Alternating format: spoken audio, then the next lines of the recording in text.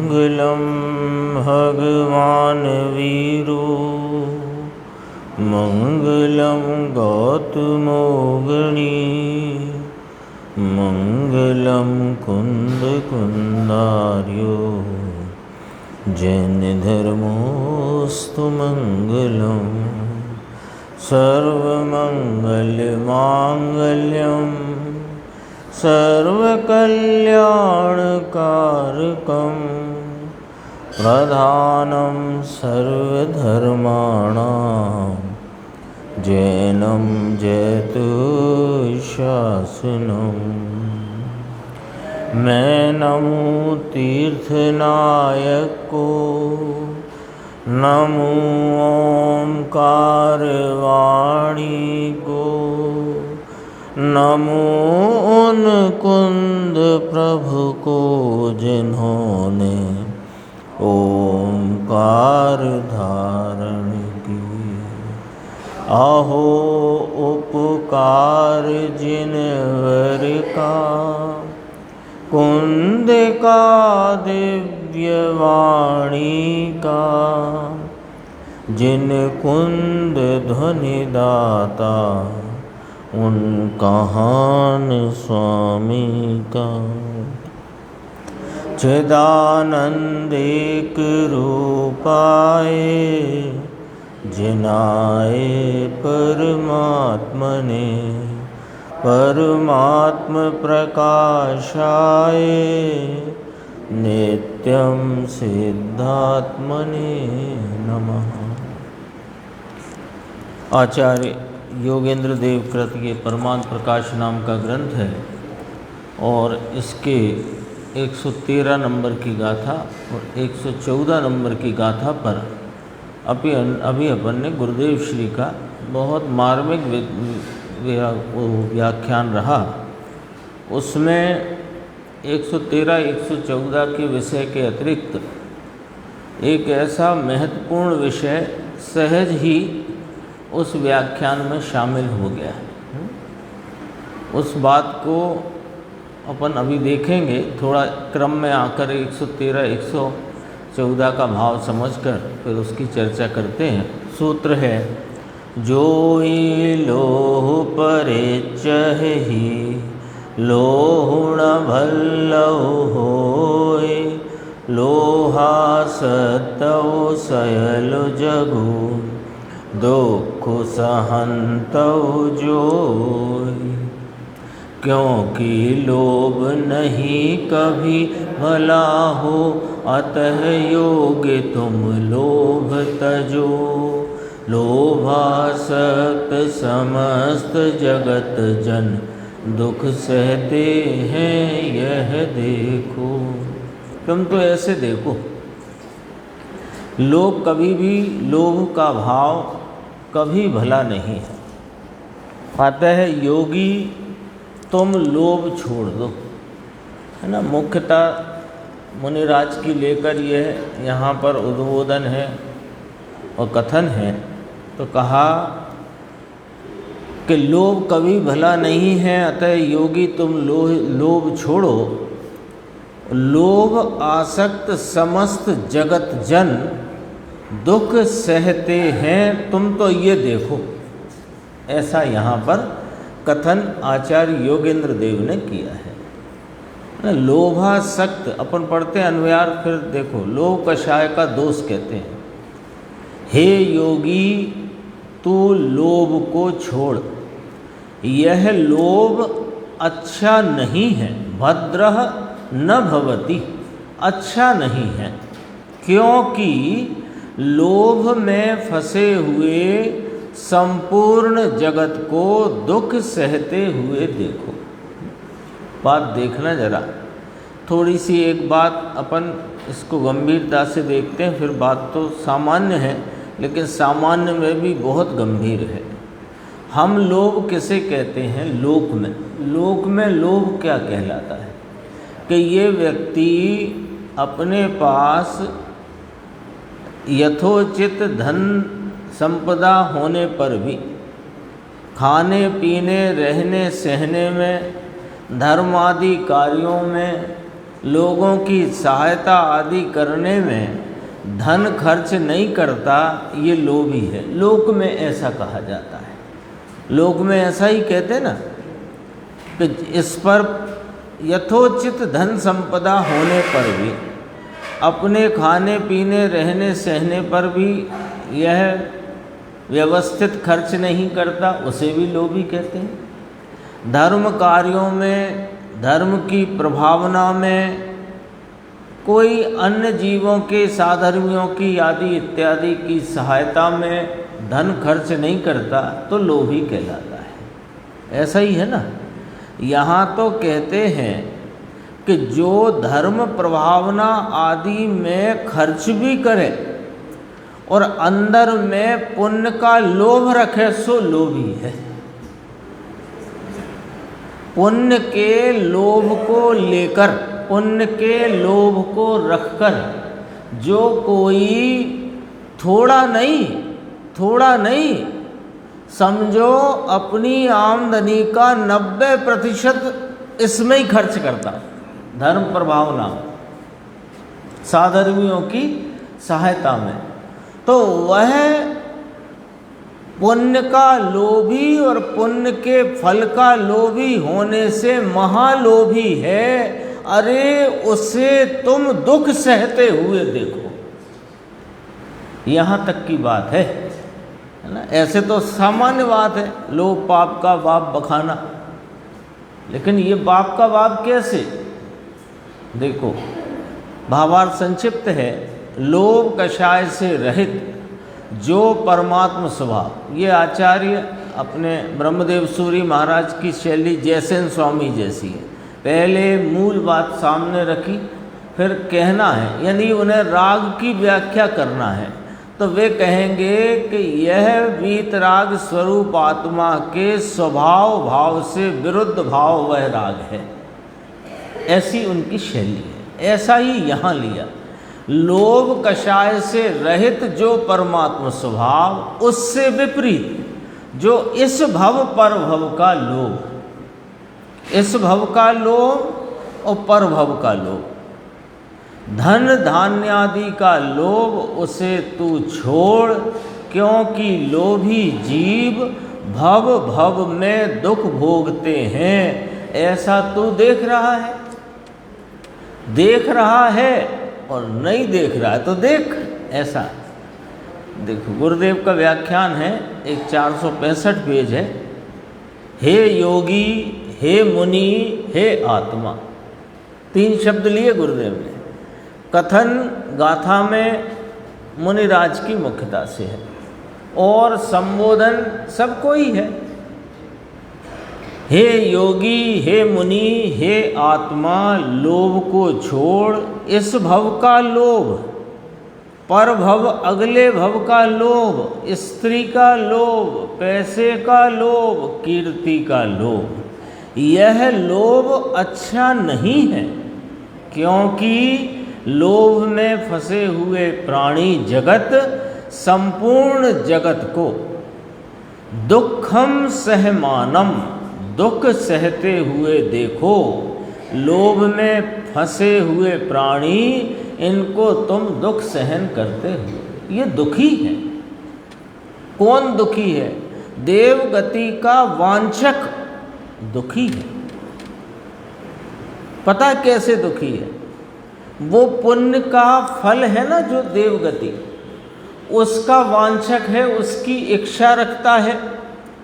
तो देवगति के योग्य परिणामों के लिए वह समझो बहुत लोभी होकर प्रवर्तता है। पुण्य और पुण्य के फल का लोभी है ना, तो उसमें प्रवर्तता है। अब थोड़ी सी यहाँ पर मनोविज्ञान लगाते हैं। मनोविज्ञान से समझना कि उसे जिन भावों से पुण्य होता है उन भावों में वह प्रवर्तता है, और जिन भावों में पुण्य नहीं होता, भोग आदि के पाप आदि होते हैं, उन भावों में वो नहीं प्रवर्तता। थोड़ा सा मनोविज्ञान से समझना है इसको। वो तो नहीं प्रवर्तता, पर अन्य को प्रवर्तता देखकर स्वयं यह विचार करता है कि ये ठीक ही है, अपने तो इतना सब करना पड़ता है। ख्याल में आई बात क्या कहना चाहते? दूसरे जो भोगादिक में प्रवृत्त हैं, जो मान लो यह आगामी देवादिक भवों की इच्छा को रखता हुआ पुण्य कार्यों में प्रवर्तता है, और समझो कि सामान्य जीवन पने जीवन यापन करता है। अब वो जो विशेष पने जीवन यापन करते हैं ना, भोगादिक में रहकर, अनेक प्रकार की अनुकूल सामग्रियों में रहते हुए जो करते हैं, उन्हें देख करके यह स्वयं अंदर में दुखी होता है, और दुखी होता है और प्रवर्तता अगले भव की वांछा में, पुण्य कार्यों में। ये थोड़ा मनोवैज्ञानिक चित्रण है। यानी वर्तमान अनुकूलता को छोड़कर उन अनुकूलता से रहित, मैं प्रतिकूलता शब्द का प्रयोग नहीं करूंगा, अनुकूलताओं के साधनों से रहित होकर अपने कार्यों में प्रवर्तता है, और जो अनुकूलता में प्रवर्तते हैं उन्हें देखकर सुखी मानता है। तो उन्हें सुखी मानता है माने अपने को दुखी मानता है। ये बड़ा लोभ कषाय का मामला ऐसा ही है ना। क्रोध, मान, माया, लोभ, चार कषाय कही है ना, तो उसमें लोभ पाप का बाप बखाना, ऐसे कहा।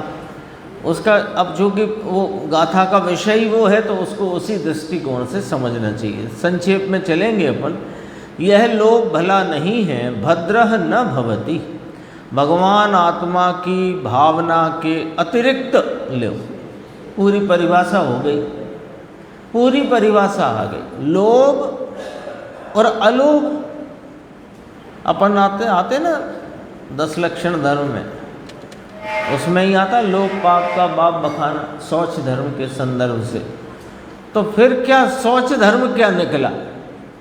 शौच धर्म लोभ के विपरीत भाव है ना, तो फिर शौच धर्म क्या निकला कि भगवान आत्मा की भावना, वो शौच धर्म है, पवित्र धर्म है, और उसके अतिरिक्त जो कुछ भी है वो लोभ है, और वो अच्छा नहीं है। यहाँ तो भगवान आचार्य महाराज निज परमात्म स्वरूप के अतिरिक्त जितने पर सन्मुख के विकल्प में रुकता है वह लोभी। थोड़ी लोभ की परिभाषा यहाँ पर समझो तो सही, क्या कैसे कहा? निज परमात्म स्वरूप के अतिरिक्त जितने पर सन्मुख के विकल्प में रुकता है वह लोभी है, और चार गति में दुख सहन करेगा, ऐसा देखो, ऐसा कहते हैं। क्यों?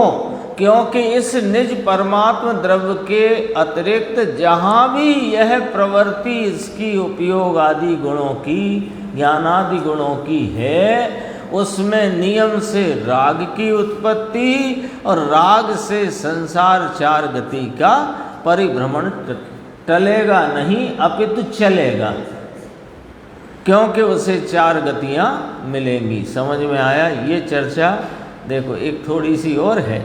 अच्छा भव मिले साहब, हम तो बस इतना ही चाहते हैं और हमें कोई लोभ नहीं है।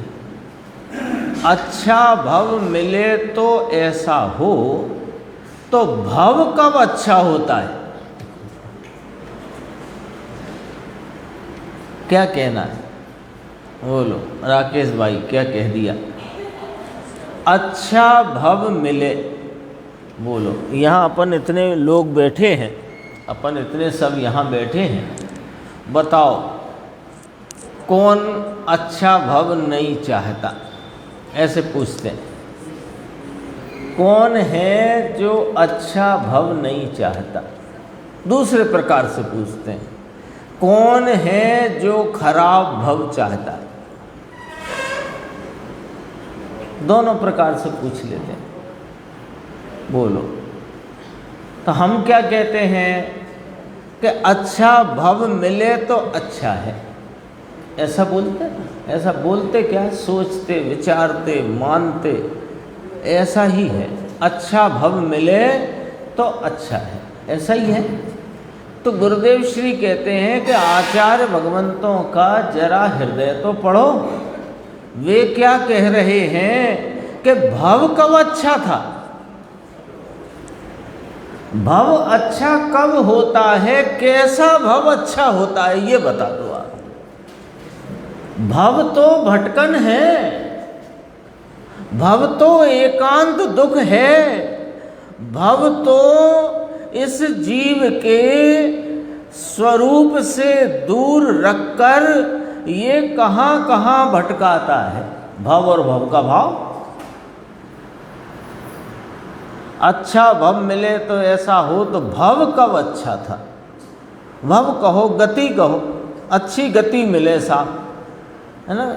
बहुत ये थोड़ी सी अपने जो सोचने का प्लेटफॉर्म है ना, उस प्लेटफॉर्म से थोड़े एवं आना पड़ेगा, थोड़ा ऊंचा उठना पड़ेगा, वो प्लेटफॉर्म छोड़ना पड़ेगा जहां हम सोचा करते हैं सामान्यतया, है ना। फलाने भाई का देह परिवर्तन हो गया, बहुत अच्छे परिणाम थे, अच्छी गति मिलेगी। अरे गति कौन सी अच्छी होती,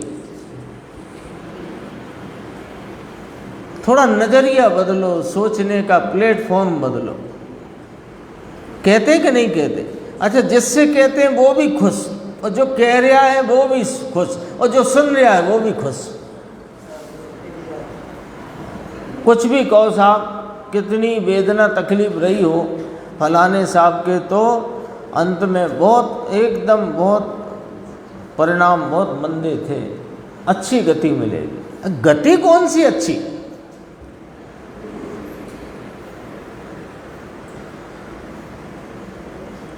बोलो साहब, गति कौन सी? यही तो गुरुदेव ने बोला, भव शब्द बोला, अपने प्रचलन में गति कहो, भव कहो।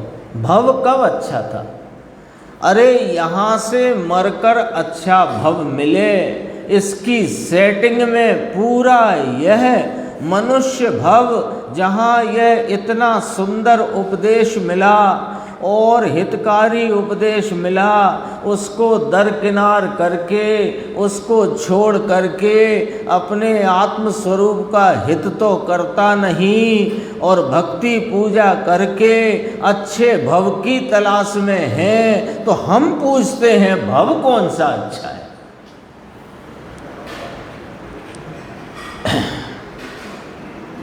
भाई ये भक्ति करे, पूजा करे, यह लोभ है परभव का। सच कहते हैं, थोड़ा अब अपन तो सब अभ्यासी लोग हैं ना, और कोई नए नहीं है, सबके सालों से अभ्यास चलता है, तो थोड़ा सोचने का दृष्टिकोण, नज़रिया थोड़ा सा परिवर्तित होकर के इस स्वरूप की प्राप्ति की तरफ, जैसा उपदेश में प्रतिदिन अपन सुनते हैं, उसकी तरफ आना चाहिए। देखो अभी अपन सब स्वाध्याय में बैठे हैं, सब मिलजुल कर अपन स्वाध्याय कर रहे हैं। अभी कदाचित मैं यहाँ से बोलूँ कि जितना पुण्य पूजा के भाव में बंधता है, उससे कई गुना अधिक स्वाध्याय में पुण्य का बंध होता है। तो यहाँ आप सबको कैसा लगता है? सोचो जरा। टीटू भाई देखो, पूजा भक्ति का भाव है मंद कषाय का, भगवान के प्रति बहुमान का। उस भाव में जितना पुण्य बनता है, उससे कई गुना अधिक पुण्य स्वाध्याय में बनता है। ऐसा जब कहा जाए तो आपको कैसा लगता है?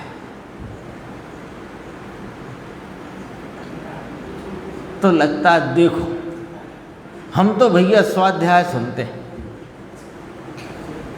हम तो भैया स्वाध्याय करते हैं। अरे ये लोभ बोल रहा है आपका। स्वाध्याय पुण्य के लिए नहीं करना है, स्वाध्याय क्षय उपशम के लिए नहीं करना है। स्वाध्याय तो स्वरूप का, अपने निज ज्ञायक स्वरूप का स्वरूप जानने, समझने, निर्णय और स्वरूप प्राप्ति के लिए करना। ये वाला अपना उद्देश्य कितना ऊपर है, ये अपने स्वयं आपको तौलना है और स्वयं ही उसको आप क्या कहते हैं, उसको आप ही अपने में कैलकुलेट कर लेना। यहाँ देखो, चार गति के भव करना अथवा चार गति के भव में, चार गति है ना, उसमें किसी भव की वांछा और किसी भव से बचने का भाव, ये सब लोभ है, वही लोभ है। क्योंकि आत्मा तो चार गति और चार गति के भाव रहित से रहित स्वरूप है भगवान, तो उसका यह अंतर विश्वास तो करता नहीं है, उसका यह ज्ञान करता नहीं है और उस ओर की लीनता है नहीं, और इस भव तथा पर भव के लोभ में घुस गया। यहाँ हम उस लोभ की बात ही नहीं कर रहे जिसकी जगत करता है, वो बात अपन ने शुरू में संक्षेप में कर ली। उस लोभ की यहाँ चर्चा ही नहीं है। यहाँ किस लोभ की चर्चा है कि यह भव ठीक रहे और अगला भव ठीक मिले। भव कोई ठीक नहीं है, यहाँ ये कहना है।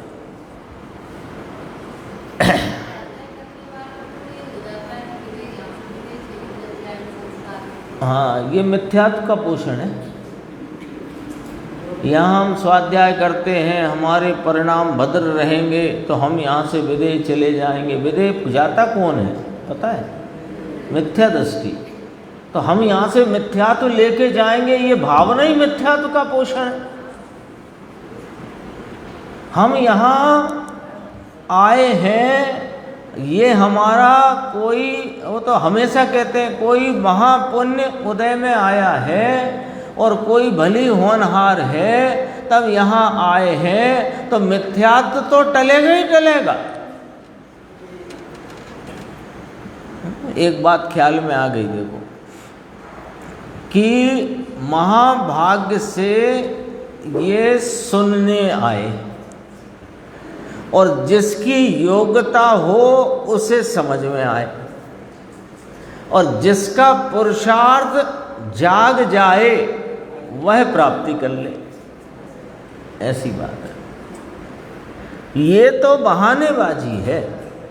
जैसे तारीख पेशी लगती थी ना, तो अब कौन कराए फिर देखेंगे, तो बहाने लगा दो। हमारे तो पर्यूषण पर्व चल रहे हैं, अभी हम इस तारीख पे नहीं आ सकते। हमारे तो अभी अष्टानिका चल रही है, हमारे तो शादी है घर में, है ना, ये बहाने। ये विदेह चला जाऊंगा, ये बहाना है। यानी पहले ही तेरी भावना ये है कि मुझे मिथ्या तो लेके जाना है।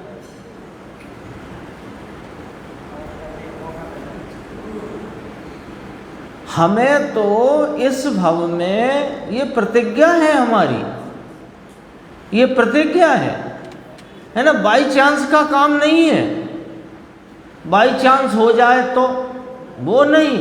हमारी प्रतिज्ञा है कि हमको आचार्य कुंद देव की, आचार्य अमृतचंद्र देव की, उमा स्वामी की, पूज्यपाद स्वामी की, जयसेन स्वामी की, आदि अनेक आचार्यों की, ज्ञानियों की, गुरुदेव श्री की जो देशना मिली है, उस देशना को प्राप्त करके हम अपने वस्तु स्वरूप का निर्णय करके नियम से सम्यक्त लेकर ये देह छोड़ेंगे। ये प्रतिज्ञा है हमारी। बहानेबाजी का कोई काम अपने पास नहीं। देखो आगे थोड़ी सी चर्चा है, फिर 114 में आते हैं। देखो यहाँ भी कह के आए, प्रभु तेरे पास खान पड़ी है आनंद की। आनंद की खान है, वहाँ देखना वहाँ सुख है। ये चार गतियों में कहाँ तू अनुकूलता को खोजते फिरता है? वे दुखरूप है। बाहर में सुख कहाँ से आया? क्योंकि लोभी जीव भव भव में दुख भोगते हैं। इस भव में भी दुख भोगते हैं और पर भव में भी दुख भोगते हैं। ऐसा तू देख रहा है। दुखम उपभुंजा नास्ति नास्तिष्ठन्तीति, उसे भोगता है ऐसा देख। ये भोगता है, दुख ही भोगता है, लेकिन इसको खबर नहीं, इसे खबर नहीं है कि मैं दुख भोग रहा हूँ। ये क्या होता है, इसे जब ज़्यादा दुख होता है और ज़्यादा दुख से कम दुख में आता है तो ये मान बैठता है कि मैं सुख भोग रहा हूँ। वो वास्तव में तो ये दुख ही भोग रहा है। 105 डिग्री का बुखार और 101 डिग्री का बुखार, दोनों में बताओ स्वस्थ कौन है? स्वस्थ तो कोई नहीं, पर 105 में जितना ये बेचैन हो रहा था, तड़प रहा था, उतनी तड़पन अब 101 में नहीं है। तो पूछने वाले आए हालचाल, क्यों भाई साहब कैसी तबीयत है? तो कहता अच्छी है। लेकिन ऐसी अच्छी कोई अच्छी मान लेगा, क्या हो जाएगा? 114, इसकी चर्चा बहुत गंभीर है। अपन थोड़ी सी इसकी चर्चा करके, यहाँ एक विषय गुरुदेव का सहज आ गया, दृष्टि का विषय। तलिय हिरणी वरि घण वडणु संडस्य लुंचोडू लोहम लगवि हुआ बहम पिक्खु पड़ंतौ तोड़ू। लोहे संग से अग्नि नीचे ऊपर सहती घन की चोट। संडासी से खींची जाती टूटे गिरे सहे दुख कोश। वही उदाहरण है, पूर्व में भी आया, पर इसमें थोड़ा और उस उदाहरण को विस्तार से कहा। जैसे लोभ कषाय के दोष को दृष्टांत से पुष्ट करते हैं। जैसे लोहे का संबंध पाकर अग्नि नीचे रखे हुए आहरण माने निहाई के ऊपर घन की चोट, संडासी से खींचना, चोट लगने से टूटना इत्यादि दुखों को सहती है, ऐसा देखो। ये थोड़ा सा लोहे का संबंध पाया ना, अग्नि सहे घन घात लोहे की संगति पाई। तो संगत पा करके क्या करे कि नीचे भी लोहा जिस पर वो रखकर ठोका जाता है निहाई, और ऊपर घन की चोट, फिर संसी से खींचना, और फिर वो जो गर्मा गर्म लोहा होता है तो वहाँ जरा छेनी रख के एक चोट करी तो अलग अलग, तो ऐसे टूटना। अब देखो लोहे की संगति से, अब देखो टीकाकार भावार्थकार ने कैसे इसमें लिया। लोक प्रसिद्ध देवता, अग्नि को लोक में देव कहा है ना, अग्नि को लोक में देव कहा है। तो लोहे की संगति से लोक प्रसिद्ध देवता अग्नि दुख भोगती है। यदि लोहे का संबंध न करे तो इतने दुख क्यों भोगे? अर्थात जैसे अग्नि लोहे पिंड के संबंध से दुख भोगती है, उसी तरह लोह अर्थात लोभ के कारण से परमात्म तत्व की भावना से रहित, वो पीछे वाली बात 113 में जो आ चुकी उसी की बात है। लोभ के कारण से परमात्म तत्व की भावना से रहित मिथ्या दृष्टि जीव घन घात के समान नरकादि दुखों को बहुत काल तक भोगता है। सामान्य चर्चा है, ख्याल में आ गई होगी। अभी इसमें अपन जो बात है, भावार्थ की बात भी स्पष्ट हो गई, लेकिन ये जो चर्चा आई है ये मैं ले लेता हूँ, करीब आधा घंटा है अपने पास, 30 मिनट, और हो जाएगी ये चर्चा। गंभीर है, लेकिन बस अब मैं यानी थोड़ा सा अनुरोध करता हूँ कि कोई प्रमाद उर्माद हो तो दूर करके सुनना। विषय बहुत ही गंभीर है, क्योंकि ये दृष्टि के विषय की चर्चा यहाँ पर सहज आ गई और ज्ञान प्रधान शैली में आई है। थोड़ी सहजता से अपन चर्चा करेंगे और प्रमाद छोड़कर जागृतता से सुनना है। देखो, दृष्टि के विषय का भगवान परमात्मा वही दृष्टि का विषय है। ये शब्द कहाँ से निकल आया? यहाँ से आ गया। देखो, लोभ के कारण से परमात्म तत्व की भावना से रहित मिथ्या दृष्टि जीव। अब इसे पलट दो, परमात्म तत्व की भावना में परिणमित सम्यक दृष्टि जीव। अपने आप आ गया अर्थ। अब वो अर्थ यहाँ पर अपन देखते हैं। देखो, दृष्टि के विषय का भगवान यह परमात्मा वही दृष्टि का विषय है अकेला। इसको अंडरलाइन कर लेते हैं, अकेला। ठीक है। अब देखो क्या कहते हैं।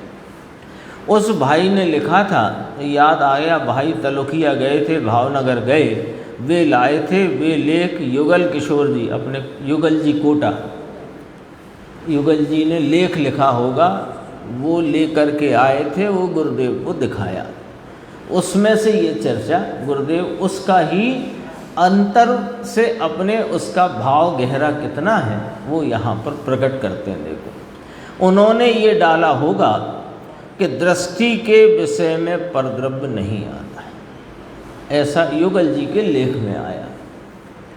तो परद्रव्य की व्याख्या तो बहुत लंबी लिस्ट होती है ना। यदि अपन नियम सार जी की व्याख्या 38 नंबर शुद्ध भाव अधिकार से देखें तो जीव के ही 4 भाव परद्रव्य हैं। जीवादि बहित तच्चम हेयम आया है। तो औपसमिक भाव, छायोपसमिक भाव, छायक भाव, औदैक भाव तो है ही दूर। ये चारों ही भाव वास्तव में परद्रव्य हैं। क्यों, इसका भी हेतु सुन लेते हैं, फिर अपन आगे बढ़े।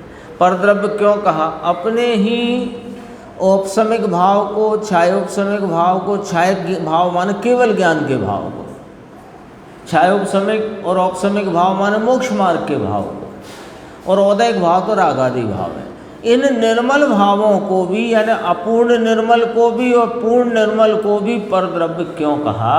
क्योंकि इनके आलम्बन से अगला निर्मल परिणाम नहीं होता। जिसके आलम्बन से निर्मल परिणाम हो वह स्वद्रव्य, और जिसके आलम्बन से निर्मल परिणाम नहीं हो वो परद्रव्य। यहाँ ये वाला न्याय सीधा सीधा है।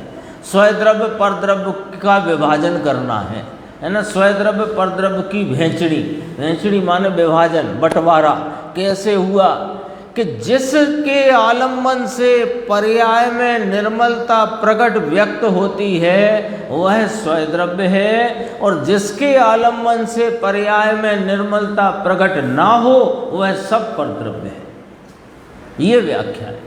ठीक है। फिर अपने बात हुई थी, ये अपेक्षा दूसरी बात है, वो अपेक्षा परद्रव्य वाली अपन ने यहाँ पर। अब देखो, अब गुरुदेव क्या कहते हैं।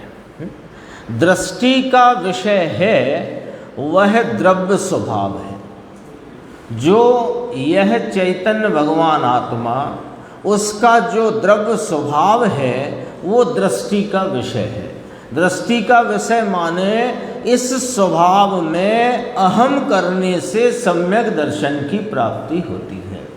यानी यह जो भाव, जो श्रद्धा जिसे आप रूप अंगीकार करे, जिसमें आप रूपता का अहम करे, तो वह परिणाम सम्यक दृष्टि कहलाता है।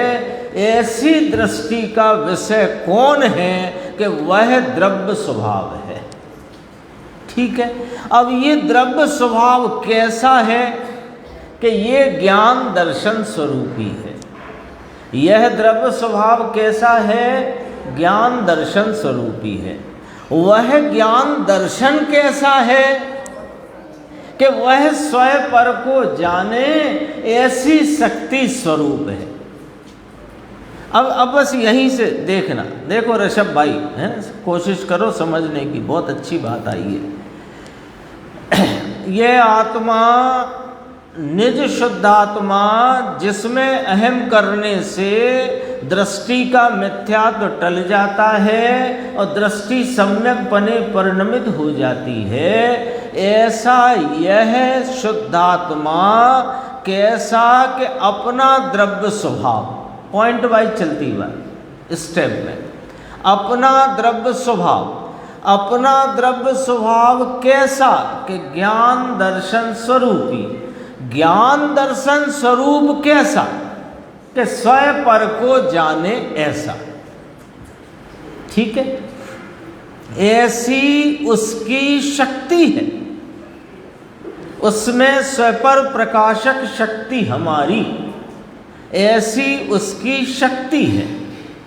तो द्रव्य की प्रतीति में देखो कहाँ से मिलान करा है, नहीं हो पाएगा अपन कल करेंगे, लेकिन ये विषय गंभीर है। एक विषय दरअसल छूट गया था कि बाद में ले लेंगे, पर वो छूट ही गया, इसलिए मैंने शुरू ही कर दिया। देखो द्रव्य की प्रतीति किस अपन धीरे इसलिए ले रहे हैं सबकी समझ में आ जाए, बात बहुत गंभीर है, यानी अनेकों प्रवचन का सार है इसमें। किसकी दृष्टि करने से सम्यक दर्शन होता है? अपने द्रव्य स्वभाव की। द्रव्य स्वभाव कैसा है कि ज्ञान दर्शन स्वरूपी है। ज्ञान दर्शन स्वरूप कैसा है कि स्वयं पर को जानने की शक्ति स्वरूप है, स्वयं पर प्रकाशक शक्ति हमारी। ठीक है, ये स्टेप आपको ख्याल में आ गए। अब देखो तो द्रव्य की प्रतीति में, प्रतीति किसकी करी है? द्रव्य की। तो द्रव्य की प्रतीति में ज्ञान दर्शन आया कि नहीं आया? द्रव्य का तो स्वभाव है ज्ञान दर्शन, तो ज्ञान दर्शन उसमें स्वयं पर प्रकाशक का भाव अंदर आ गया। 3 स्टेप लिए थे, दृष्टि का विषय द्रव्य स्वभाव, द्रव्य स्वभाव दूसरा स्टेप कैसा कि ज्ञान दर्शन स्वरूप, ज्ञान दर्शन कैसा कि स्वयं पर प्रकाशक स्वरूप। 3 बातें आ गई ना, द्रव्य स्वभाव कैसा, ज्ञान दर्शन, और ज्ञान दर्शन कैसा कि स्वयं पर प्रकाशक।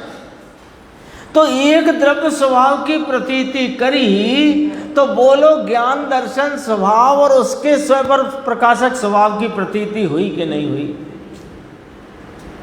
गुरुदेव का एंगल देखो, क्या गजब का एंगल है। ऐसे लगता है मानो इन बहन श्री ने एक बोल लिखा अपने वचनामृत में कि गुरुदेव श्री को श्रुत की लब्धि थी। ये श्रुत की लब्धि है गुरुदेव श्री को कि अंतर में क्या आचार्य परमात्मा कहना चाहते हैं, ऐसे उकेल करके रख देते हैं अपने सामने। देखो समझ में आया कितनी बात हो गई। द्रव्य स्वभाव की दृष्टि सम्यक दृष्टि है। द्रव्य स्वभाव कैसा, याद ही हो जाएगा आपको, याद नहीं करना, लेकिन याद करना नहीं है, हो जाएगा। याद करने के चक्कर में पड़े तो वो सब भूल जाओगे जो उसका माल है। वो द्रव्य स्वभाव है दृष्टि का विषय, द्रव्य स्वभाव ज्ञान दर्शन स्वरूपी, ज्ञान दर्शन स्वयं पर प्रकाशक स्वरूपी। ठीक, तो द्रव्य स्वभाव की प्रतीति हुई तो ज्ञान दर्शन स्वभाव और स्वयं पर प्रकाशक स्वभाव की प्रतीति हुई कि नहीं हुई? चलो ठीक है, इतनी हो गई बात। अब ये जो 3 बातें कही मैंने, द्रव्य स्वभाव की प्रतीति में ज्ञान दर्शन स्वभाव और स्वयं पर प्रकाशक स्वभाव की प्रतीति हुई। अरे ये भेद रूप से नहीं है भाई, ये प्रतीति भेद रूप नहीं है, परंतु अंदर आ गया ये सब। गजब बात है, गजब बात है। भेद रूप नहीं है ये। तो कथन तो आपने यूँ करा कि द्रव्य स्वभाव की प्रतीति, ज्ञान दर्शन की प्रतीति, स्वपर प्रकाशक की प्रतीति। अरे कथन किया तो मैं समझाने को, पर ऐसा भेद रूपता की प्रतीति नहीं है वो। बहुत गजब बात है। देखो भेद रूप से नहीं, परंतु अंदर आ गया। अंदर आ गया कि नहीं आ गया ज्ञान दर्शन स्वपर प्रकाशक स्वभाव? लक्ष्य भेद पर नहीं है, लक्ष्य भेदों पर नहीं है, लक्ष्य एक अभेद पर है, पर वे सब भेद आए कि नहीं आए प्रतीति में? एक अभेद की प्रतीति में वे सब भेद आए कि नहीं आए। सोना खरीदा 10 ग्राम 75,000 रुपये नगद जेब से निकाले, तो 10 ग्राम सोने में चिकना पीला भारीपन सब आया कि नहीं आया? पर चिकना पीला भारी करके लिया था कि सोना तुलवाया था? भेद रूप से नहीं, परंतु अंदर आ गया अपना ज्ञान और दर्शन का स्वभाव स्वयं पर प्रकाशक है। सावधानी से सुनना, ये अंडरलाइन वाला। अपना ज्ञान और दर्शन का स्वभाव स्वयं पर प्रकाशक है, तो पर के प्रकाश की अस्थि और स्वयं की अस्थि ज्ञान दर्शन में आ गई। ये क्या बात कही, ये समझना है। पर के प्रकाश की अस्थि, पर की अस्थि नहीं, पर की अस्थि नहीं, पर के प्रकाश की अस्थि, अर्थात पर का जैसा स्वरूप है वैसे स्वरूप के अनुरूप परिणमित अपनी ज्ञान की पर्याय वह स्वयं अस्थि रूप है। उस स्वयं अस्थि में पर के स्वरूप रूपता की जानन रूपता आ गई। आप दर्पण खरीद के लाए 1,000 रुपये का, ठीक है, वहाँ जब आपने खरीदा और उसने पैक करना शुरू किया तो वहाँ सामने लाल रंग की BMW कार खड़ी थी, तो आपने दर्पण में देखी थी जब खरीदना पैकिंग शुरू हुई। फिर आप घर पे लेकर के आए और जैसे ही आपने अनपैक किया उसे, तो आप देख गए, अरे ये क्या हो गया, ये क्या हो गया? अरे ये कुछ नहीं हो गया, तुम जो लाए थे वही आया है। क्यों कि वहाँ पर दर्पण और उसकी स्वच्छता ही पैक हुई थी और दर्पण उसकी स्वच्छता ही अनपैक हुई है।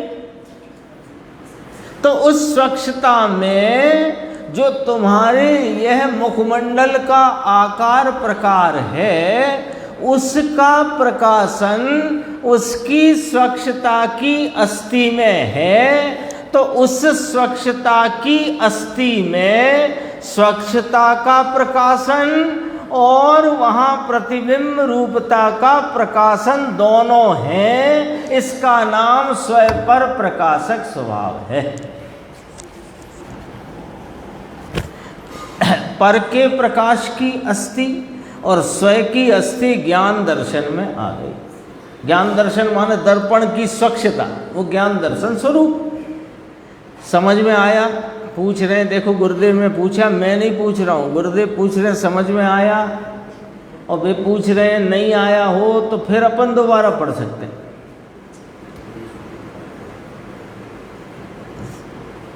समझने जैसी बात है, समझने जैसी। क्यों समझने जैसी बात है? क्योंकि अपने को अपना स्वरूप अनादि से पता नहीं, अपने स्वरूप की प्रतीति संचेतन और प्राप्ति पर्याय में कैसे हो, तो कहा उसके लक्षणों से होगी। तो लक्षण ज्ञान दर्शन है, उस लक्षण की यहाँ पर चर्चा चलती है। देखो थोड़ी सूक्ष्म बात है। क्या सूक्ष्म बात है? पर के प्रकाश की अस्थि और स्वयं की अस्थि। हम तो पहले ही कह रहे थे आपसे, देखो पर जानने में आता है, आप नहीं मानते। हम अभी भी यही कह रहे हैं कि पर जानने में नहीं आता है। पर संबंधी ज्ञान जो है वह जानने में आता है। उस ज्ञान का नाम स्वयं पर प्रकाशक ज्ञान है। इसके लिए कलश 271 पढ़ना चाहिए। तो अपने द्रव्य की प्रतीति करने में, लो प्रतीति किसकी करी? क्योंकि मिथ्या तो काय से टलेगा कि अपने द्रव्य की प्रतीति से। तो अपने द्रव्य की प्रतीति करने में क्या हो गया साहब कि उसके ज्ञान दर्शन स्वरूप में जो स्वयं पर प्रकाशक शक्ति है उसकी प्रतीति आ गई। बीच के छोड़ दिया मैंने, सीधा मिलाओ। अपने द्रव्य की प्रतीति में उसके ज्ञान दर्शन में जो ज्ञान दर्शन स्वभाव है, तो उसके उस स्वभाव का कैसा स्वरूप है कि स्वयं पर प्रकाशक शक्ति। तो उसकी प्रतीति आ गई कि नहीं आ गई? पहले इतनी हाँ भरो, फिर बीच की लाइन पढ़ो। तो पर का ज्ञान उसमें है, उसकी प्रतीति आ गई। पर का ज्ञान उसमें है, पर नहीं। पर संबंधी जान पाने की शक्ति मेरी है, ऐसी शक्ति जानने में आ गई। वहाँ 271 कलश समय सारजी परमागम के परिशिष्ट है ना, साध साधक द्वार का जो परिशिष्ट है उसमें वो कलश है। उसमें कहा कि गे है कौन, वहाँ जो चर्चा है ना उसको थोड़ा सा 1 मिनट में देखना है ना। बाल पोथी पढ़ी होगी ना, सब अपन सब ने पढ़ी है, हमने भी पढ़ी है। मैं जीव हूँ, मुझ में ज्ञान है, मैं ज्ञान से जानता हूँ। अब प्रश्न अगला, ज्ञान से क्या जानते हो? प्रश्न अगला, यहाँ तक तो सबको याद है, मैं जीव हूँ, मेरे में ज्ञान है, मैं ज्ञान से जानता हूँ, पर क्या जानते हो? अब ज्ञेय का निर्धारण तो करो, क्या जानता हूँ? ये जगत के सर पर पदार्थों को जानता हूँ कि ना? फिर किसको जानते हो? कि उन पदार्थों के आकार के अनुरूप परिणमित मेरी ज्ञान की पर्याय को मैं जानता हूँ, सो यही मेरा ज्ञेय है। कौन है ज्ञेय? अग्नि जलाओ सामने, अग्नि यहाँ दर्पण में झलक रही है, सामने लगी अग्नि, तो अग्नि दर्पण में झलक रही है कि नहीं? पहले ये वाली बात का जवाब दो। झलक रही है, फिर अग्नि दर्पण में है कि नहीं, इसका जवाब दो। अग्नि दर्पण में नहीं है और अग्नि दर्पण में झलक रही है, तो बताओ यहाँ क्या है, झलकन के अग्नि? तो दर्पण ने क्या झलकाया है, झलकन को कि अग्नि को? नक्की हो गया, गे नक्की हो गया। बोलो, दोबारा बोलूं संजीव भाई, दोबारा बोलूं कि आ गया ख्याल में? दोबारा लो। ये दर्पण है, सामने अग्नि है, अग्नि वहाँ सामने है, यहाँ दर्पण में अग्नि झलक रही कि नहीं? झलक रही है, सबका जवाब यही है, झलक रही है। अब दूसरा प्रश्न, दर्पण में अग्नि है कि नहीं? नहीं है। तो दर्पण में अग्नि है नहीं, दर्पण में अग्नि झलक रही है, अग्नि है नहीं, अग्नि झलक रही है, तो वास्तव में बताओ यहाँ क्या झलक रहा है? दर्पण। दर्पण में दर्पण की झलकन झलक रही है, अग्नि नहीं। तो दर्पण क्या झलकाता है? कि अपनी स्वच्छता की झलकन को झलकाता है, पर पदार्थों को नहीं। लेकिन पर का झलकायक उसका स्वरूप है, ये भी मत भूलना। पर झलकायक इसका स्वरूप है दर्पण का, ये मत भूलना। लेकिन पर को झलकाता है, यदि ऐसा है तो अग्नि लाओ यहाँ। अग्नि है ही नहीं, छू के देख लो, यहाँ छू लो और वहाँ छू लो, पता लग जाएगा। देखो, तो पर का ज्ञान उसमें है, अर्थात पर संबंधी ज्ञान के का परिणमन यहाँ अंदर स्वपर प्रकाशक स्वरूप में है, उसकी प्रतीति आ गई है। फिर कहा साहब, श्रद्धा का विषय तो मात्र गुण स्वभाव है। प्रश्नकार का प्रश्न समझना जरा, श्रद्धा का विषय तो मात्र गुण स्वभाव है, क्योंकि आप ही कहते हो अनंत गुणों का पुंज अवेद एक ज्ञायक भगवान, वही श्रद्धा का विषय है। तो हम तो बराबर कहते हैं, ये बात बराबर है। हम क्या कहते हैं? सर्वज्ञ देव ऐसा ही कहते हैं। तो फिर ये ज्ञान दर्शन कौन आ गए? तो कहा ज्ञान दर्शन स्वभाव। तो स्वभाव है। अब हम आपसे ये पूछते हैं कि स्वभाव का जो भाव आपको दिखता कहाँ है? दिखता कहाँ है? पर्याय में दिखता है। बोलो, कहाँ दिखता है? शक्कर की मिठास, नमक की खारास, सोने का चिकना पीला भारीपन, ये उसके स्वभाव है, लक्षण रूप स्वभाव है। लक्षण माने इन सब जो स्वभाव ऐसे मुख्य जिनसे पहचाना जाए, लक्षण। तो लक्षण रूप स्वभाव है वे। तो आप बताओ, सोने में यदि पीलापन व्यक्त नहीं हो तो उसके स्वभाव को आप जानोगे कैसे? सोने की चिकनाई, भारीपना यदि व्यक्त नहीं हो तो आप जानोगे कैसे? तो कहाँ से जानते हो? व्यक्तता पर से। क्या जानते हो? कि उसके स्वभाव को। क्यों जानते हो? कि स्वभाववान की प्राप्ति के लिए। लक्षण को लक्षण जानने के लिए नहीं जाना जाता है, लक्षण लक्ष्य की प्राप्ति के लिए जाना जाता है। और लक्षण कहाँ जानने में आता है? कि उसके व्यक्तता, प्रकटता, पर्याय के भाव में। तो स्वपर प्रकाशक जो परिणमन है उस पर से दर्शन ज्ञान स्वरूप को जानकर फिर दर्शन ज्ञान क्यों जाना? अपने ज्ञाता दृष्टा को जानने के लिए। तो श्रद्धा का विषय तो मात्र गुण स्वभाव है, इतना यहाँ प्रश्न किया। उसका उत्तर देखो, नहीं। पूज्य गुरुदेव श्री क्या फरमाते हैं? गुरुदेव ने शायद कुछ ऐसा तो नहीं छपने में गलती हो गई हो। श्रद्धा, देखो अपन ने विषय का खुलासा तो ख्याल में प्रश्न के संदर्भ से कर लिया। श्रद्धा का विषय तो मात्र गुण स्वभाव है। मात्र गुण स्वभाव है का अर्थ ये होता है, वहाँ ये कहना है कि वहाँ पर्याय भेद और गुण भेद को दृष्टि में नहीं लेना है, अनंत गुणों के एक अभेद भाव को दृष्टि में लेना है। ये कहने के लिए कहते हैं कि श्रद्धा का विषय तो अभेद है, ठीक है, लेकिन अभेद भाव लक्ष्य में कैसे आएगा? देखो, अभेद की कल आ गया था दोपहर को, बहुत अच्छा था। व्यवहार परमार्थ का प्रतिपादक तो है, पर परमार्थ से जाना जाता है, व्यवहार से नहीं। ये आया था कल विषय। ऐसे ही भेद के द्वारा इस अभेद तत्व को जाना जाता है, पर वेदों के द्वारा प्रतिपादित है वो अभेद का स्वरूप। और अभेद तो अभेद के लक्ष्य से जाना जाता है, लेकिन उस अभेद के जानने में सब कुछ जानने में आ जाता है। विषय अपना यहाँ ये चल रहा है। देखो, नहीं कहा वह सुना नहीं तुमने, ऐसा पूछा गुरुदेव। श्रद्धा का विषय द्रव्य है ना।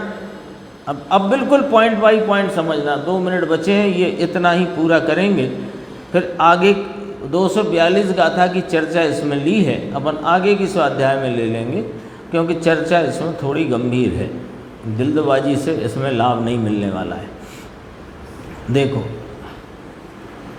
श्रद्धा का विषय कौन है? द्रव्य है। इसमें अभेद एक रूप रहने वाला द्रव्य स्वभाव, वह श्रद्धा का विषय। तो द्रव्य में ज्ञान गुण दर्शन गुण है कि नहीं, ये बताएं। हमको तो एक अभेद लक्ष्य में चाहिए, बराबर, पर वो अभेद कैसा है ये तो लक्ष्य में लो। देखो, मैं दो बार लक्ष्य बोला मैंने, दोनों में फर्क है। अभेद को लक्ष्य में लेना है तो अभेद वस्तु जो लक्ष्य में लेनी है उसका स्वरूप क्या है? वह लक्ष्य में तो लो, ख्याल में तो लो। लक्ष्य में लेना है माने दृष्टि में लेना है, और लक्ष्य में लो माने ख्याल में तो लो। श्रद्धा का विषय द्रव्य है ना, बराबर। द्रव्य में ज्ञान गुण दर्शन गुण है कि नहीं? तो ज्ञान गुण और दर्शन गुण का स्वपर प्रकाशक स्वभाव है कि नहीं? ज्ञान दर्शन है, ज्ञान दर्शन है, ज्ञान दर्शन है। कैसा है कि इस पे लिखा है ज्ञान, इस पे लिखा है दर्शन, दो चीजें रखी ऐसे है। एक पर्ची पे लिखा शक्कर और एक भूसे की बोरी पे चिपका दिया, शक्कर बन गई। भूसे की बोरी पे बड़े बड़े अक्षरों में लिखा, पेंटर साहब से लिखवाया, कंप्यूटर से प्रिंट कराया, शक्कर। अब शक्कर बन गई वो। तो शक्कर कब कहलाती है? कि उसमें मिठास हो, ठीक है। मिठास क्या होती है? मीठेपन की व्यक्तता।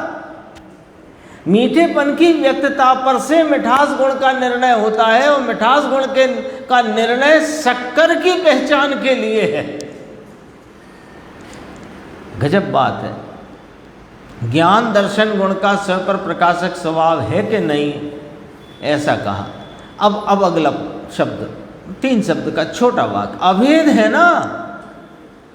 ये स्व पर प्रकाशक जो शक्ति वाला ज्ञान दर्शन स्वरूप है, वो ज्ञान दर्शन स्वरूप द्रव्य स्वभाव से अभेद है ना। वहाँ गुण भेद पर्याय भेद नहीं है, अभेद है ना। परंतु अभेद में ज्ञान दर्शन गुण अंदर है ना।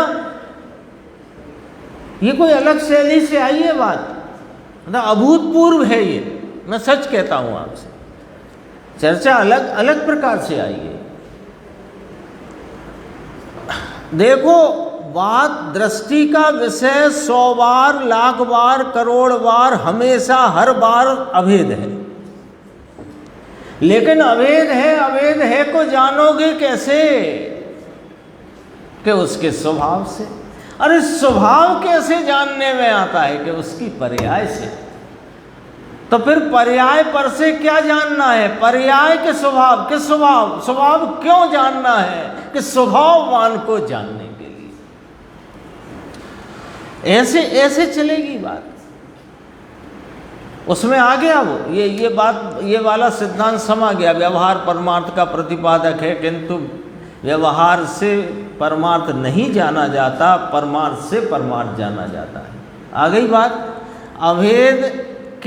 अभेद रूपी परमार्थ के प्रतिपादन में भेद रूपी व्यवहार प्रतिपादन करता है, लेकिन अभेद को अभेद के लक्ष्य से जाना जाता है। पर अभेद कैसा है वो तो जान लो। अभेद में ज्ञान दर्शन गुण अंदर है ना, तो ज्ञान दर्शन गुण की शक्ति त्रिकाल है कि नहीं? शक्ति त्रिकाल है कि नहीं ज्ञान दर्शन गुण की? क्या?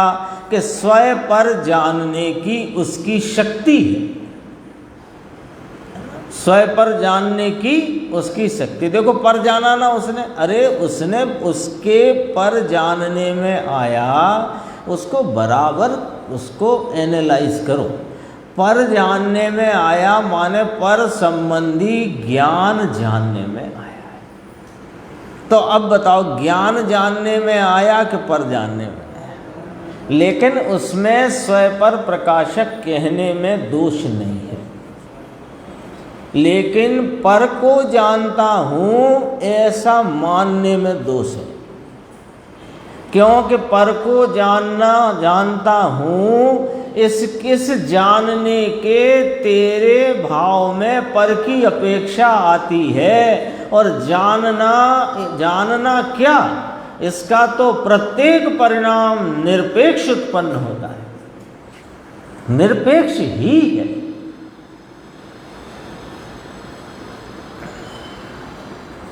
ज्ञान दर्शन गुण की शक्ति त्रिकाल में स्वयं पर जानने की उसकी शक्ति है। बात थोड़ी सूक्ष्म पड़े, वह तो ये है ऐसा नहीं है ना। ये है, ऐसा है, ऐसा है, ऐसा है, ऐसा है ना। मैं दर्शन ज्ञान स्वरूपी हूँ। 47 शक्तियाँ, अनंत शक्तियों में 47 शक्तियों की चर्चा आई। ज्ञान दर्शन सुख चारित्र वीर, ऐसे अनंत गुण, एक समय की पर्याय का प्रकटपना इतना, तो एक समय की पर्याय का इतना, तो त्रिकाल का कितना। तो ये सब बातें महिमा के लिए हैं। इससे वस्तु पकड़ में नहीं आती। जाओ, ये जो जितनी चर्चा है ना, ये तो इस गायक भगवान की महिमा की बातें हैं। इससे वस्तु पकड़ में नहीं आती। वस्तु पकड़ने की विधि कोई और है, ये विधि ही नहीं है। क्या विधि है? कि लक्षण से लक्ष्य को जानना। कैसे करके? उसको भी, लक्षण और लक्ष्य के भेद को भी छोड़कर। ये एक दिन आ गई है अपने चर्चा, मुझे याद पड़ता है शायद 27 मई की स्वाध्याय में आई है ये वाली चर्चा, लक्षण वाली। बात थोड़ी सूक्ष्म पड़े, मुझे प्रवचन नंबर याद है, वो जो नंबर डले हैं यूट्यूब पे 319 नंबर है, जो भी तारीख हो, सूक्ष्म पड़े। वह तो ये है ऐसा नहीं, परंतु शक्ति में पर की प्रतीति आ गई। ये क्या कह दिया? शक्ति में पर की प्रतीति आ गई, तो पर की प्रतीति का नाम सम्यक दर्शन है कि स्वभाव की प्रतीति का नाम सम्यक दर्शन है? अरे स्वभाव की प्रतीति अभेद अपने ज्ञायक स्वभाव की प्रतीति का नाम सम्यक दर्शन है। ज्ञायक स्वभाव ज्ञान दर्शन स्वरूप है और ज्ञान दर्शन स्वभाव स्वपर प्रकाशक शक्ति स्वरूप है। तो स्वपर प्रकाशक शक्ति में पर संबंधी जानना भी मेरी शक्ति है, ऐसा प्रतीति में आ गया। ये अर्थ है इस लाइन का। देखो अब ये इसी पर से प्रश्न आ गया, 4 पंक्ति और हैं, ये पूरा करते हैं। पर का ज्ञान आया है साहब के पर की प्रतीति हुई है, पूछ ही लिया तत्काल के तत्काल कि वो ज्ञान नहीं, वो पर का ज्ञान नहीं कह रहे भैया, सुनो तो सही क्या कहते हैं। ज्ञान में, ज्ञान स्वभाव में स्वपर प्रकाशक का सामर्थ्य है, तो पर का प्रकाशकपना अंदर मेरी सामर्थ्य के परिणमन में आ गया। कहाँ आ गया? मेरी सामर्थ्य के परिणमन। दर्पण में अग्नि आ गई कि नहीं, अग्नि संबंधी आकार दर्पण की स्वच्छता के सामर्थ्य के परिणमन में आ गया। तो नक्की हो गया ये दर्पण है ना। अब आप छोटा बच्चा हो 2 साल का, उधर सामने अग्नि है, यहाँ अग्नि का प्रतिबिंब है। बच्चा इधर दौड़े तो घबराहट होती है कि उधर दौड़े तो घबराहट होती है? अग्नि की तरफ दौड़ता जाए तो घबराहट होती है कि दर्पण की तरफ दौड़े तो घबराहट होती है? दर्पण की तरफ दौड़ भी जाए, दर्पण को पकड़ भी ले, अरे दर्पण से मान लो लिपट भी जाए, तो आपको घबराहट क्यों नहीं होती? क्योंकि वहाँ अग्नि है ही नहीं, आपको पता है। ऐसे ही ये स्वपर प्रकाशक ज्ञान की सामर्थ्य के परिणमन में पर है ही नहीं। यहाँ पर ज्ञान में आ गया। देखो पर का प्रकाशक पना, एक एक देखो गुरुदेव के कई बार पुड़िया खुलती है, एक एक करके परत दर परत खुलती बात। देखो पर का प्रकाशक पना अंदर आ गया है, ज्ञान में आ गया। ज्ञान की प्रतीति हुई तो वहां दोनों इकट्ठे आ गए। दोनों क्या इकट्ठे आ गए? ये ज्ञान स्वभाव मेरा स्वपर प्रकाशक सामर्थ्य वाला स्वप्रकाशक है। ये इतना जोड़ लो, इतना जोड़ लो। मेरा ज्ञान स्वभाव, ज्ञान दर्शन दोनों लो। मेरा ज्ञान दर्शन स्वभाव स्वपर प्रकाशक स्वप्रकाशक, वहां दोनों इकट्ठे आ गए। सब गुण की प्रतीति हुई तो सब इकट्ठा आ गया। अब ये वस्तु अभेद आ गई। एक ज्ञान दर्शन पर से, ज्ञान दर्शन की पर्याय के ऊपर पर्याय पर, पर्याय में, पर्याय पर माने पर्याय में व्यक्त स्वपर प्रकाशक सामर्थ्य किसकी? पर की के स्वय की? तो स्वय की सामर्थ्य से सामर्थ्य रूपी यह ज्ञायक भगवान जो लक्ष्य में दृष्टि में आ गया, तो सर्व गुण रूपता का भाव आ गया कि नहीं आ गया?